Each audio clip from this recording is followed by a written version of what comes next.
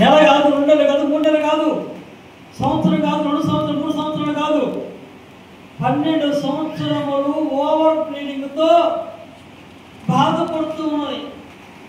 ఉన్న లెక్కంతా కూడా ఖర్చు అయిపోయింది, డబ్బంతా ఖర్చు అయిపోయింది, వెండి బంగారాలు ఖర్చు అయిపోయాయి, చివరికి ఏమీ లేదు. అలాంటి పరిస్థితుల్లో ఆమెకు ఒక ఆలోచన వచ్చింది, ఒక బలమైన విశ్వాసం వచ్చింది.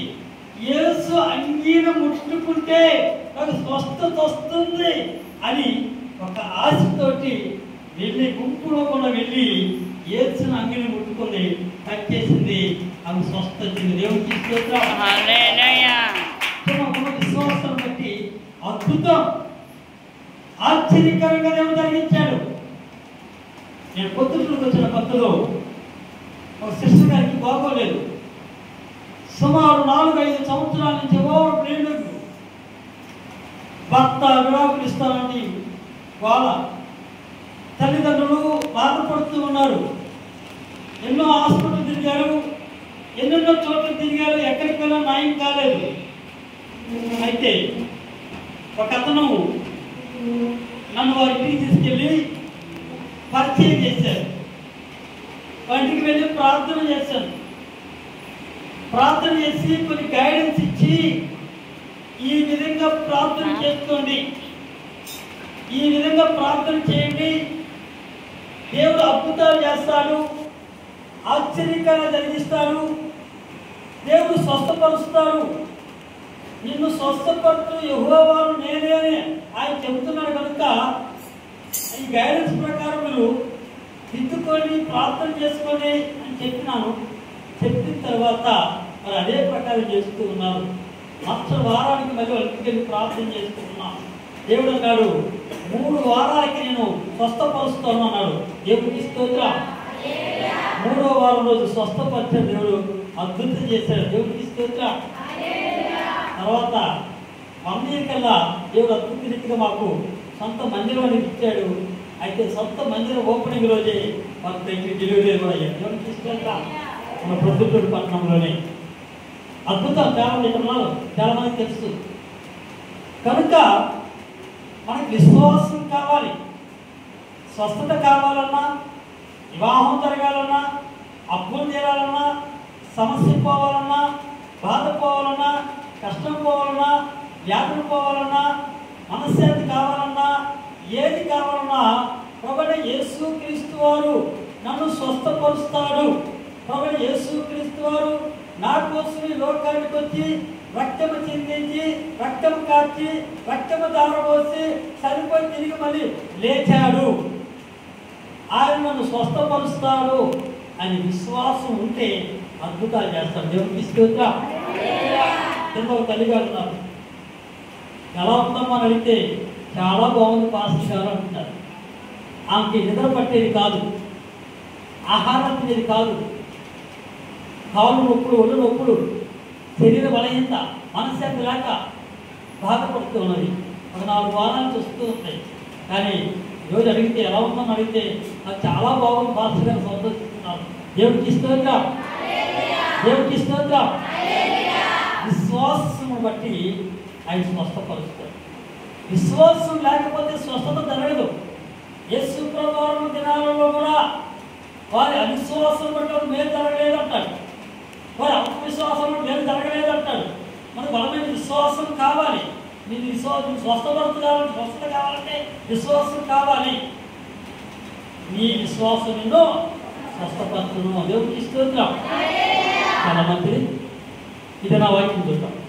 118వ అధ్యాయం రాత్రికాల శ్రమలో మనం చూస్తున్నాం కదా. నీతిమంతుల గుడారంలో, నీతిమంతులు ఎవరు? నీతిమంతుల గుడారంలో రక్షణ ఉత్సాహం కలిగిస్తున్నాను ఉంటుందట. 24వ వచనం, 118వ అధ్యాయము 24వ వచనం. ఇది యెహోవా ఏర్పాటు చేసిన దినము, దీని యందు మనం ఉత్సహించి సంతోషించదము. దేవుడికి స్తోత్రం. ఈ దినం ఎవరు ఏర్పాటు చేశారండి? ప్రభువైన యేసుక్రీస్తు వారు ఏర్పాటు చేసిన దినం. యేసు ప్రభు వారు భూమి మీదకి రాకమునకు శనివారం రోజు వారు విశ్రాంతి దినం చేసేవారు. కాబట్టి యేసుక్రీస్తు వారు వచ్చిన తర్వాత విశ్రాంతి దినం లేదంటే ఆదివారము. ఈ ఆదివారం వచ్చిందంటే ప్రపంచం అంతటా అన్ని చోట్ల అన్ని ప్రాంతాల్లో క్రిస్టియన్స్ కానీ హిందువులకు కానీ ముస్లిమ్స్ కానీ అన్ని మతాల వారికి కూడా సంతోషం, ఆనందం, ఉత్సాహం. ఎందుకంటే సోమవారం నుంచి శనివారం వరకు ఏదో ఒక పండుగ పెడుతూ ఉంటారు, రెస్ట్ ఉండదు. ఆదివారం వచ్చిందంటే రెస్ట్ ఉంటుంది. రెండోదిగా చికెన్ బిర్యానీ తింటారు, మటన్ బిర్యానీ తింటారు, అందరు కుటుంబంలో అందరూ ఇంట్లో ఉంటారు. అదొక సంతోషం, ఆనందం, ఉత్సాహం. అయితే మనకైతే ప్రభువైన యేసుక్రీస్తు వారు ఆదివారం రోజు, శుక్రవారం రోజున నిద్రించి ఆదివారం రోజున ఆయన లేచిన దినము. దేవునికి స్తోత్రం.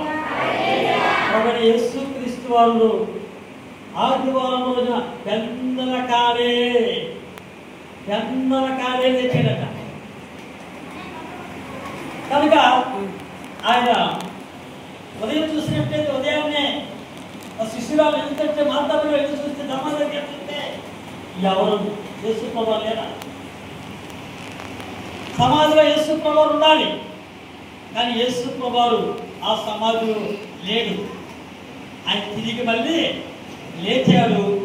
చనిపోయి తిరిగి మళ్ళీ లేచి 40 రోజులు మళ్ళీ భూమి మీద ఉన్నాడు. తర్వాత అరుణమయ్యి తిరిగి మళ్ళీ త్వరగా రానయ్యున్నాడు, త్వరగా రాబోతున్నాడు, త్వరగా రానయ్యున్నాడు కనుక మనం సిద్ధపాటు కలిగి ఉండాలా, రెడీగా ఉండాలి. ఆయన దొంగ వచ్చినట్టే వస్తాడు కనుక మనం రెడీగా ఉందాం, సిద్ధంగా ఉందాం. ఎప్పుడైతే రెడీగా ఉంటామో, సిద్ధంగా ఉంటామో ఎత్తబడే సంఘములో మనం ఉంటాం. దేవునికి స్తోత్రం. ఇది యెహోవా ఏర్పాటు చేసిన దినము. ఈ దినం ఏది? ఆదివారము. అనగా ఆది యందు వాక్యమును, వాక్యము దేవుని యొద్ద ఉండెను, వాక్యమే దేవుడై ఉండెను. యోహాను సువార్త అనగా ఆదివారము.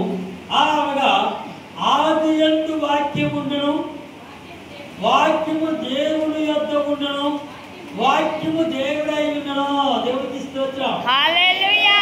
వాక్యము దేవుడై ఉండెను. దేవుడు వాక్యము ద్వారా మనతో మాట్లాడతాడు.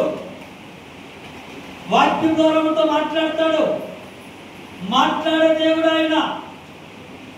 చూచుచున్న దేవుడు, వినుచున్న దేవుడు, మాట్లాడే దేవుడు. వాక్యము ద్వారా మాట్లాడతాడు. యేసు ప్రభువును అంగీకరించిన కొత్తలో నైట్ 1 గంటకి వర్షం వస్తుంటే 3వ ఫ్లోర్ నుంచి కిందకు వస్తూ ఉన్నాం.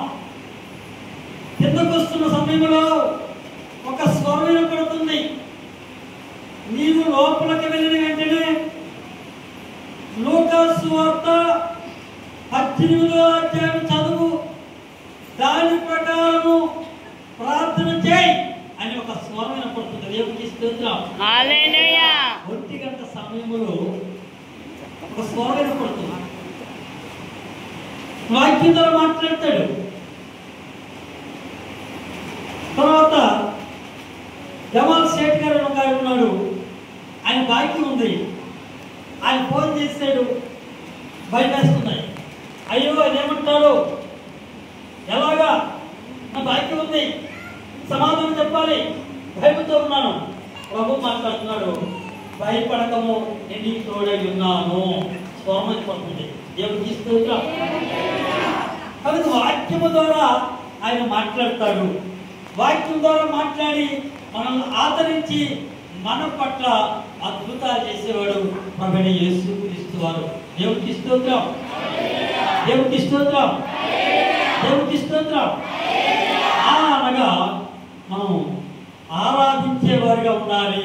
4వ అధ్యాయం యోహాను సువార్త 4వ అధ్యాయం ఆదివారము అనగా మనం ఆరాధించే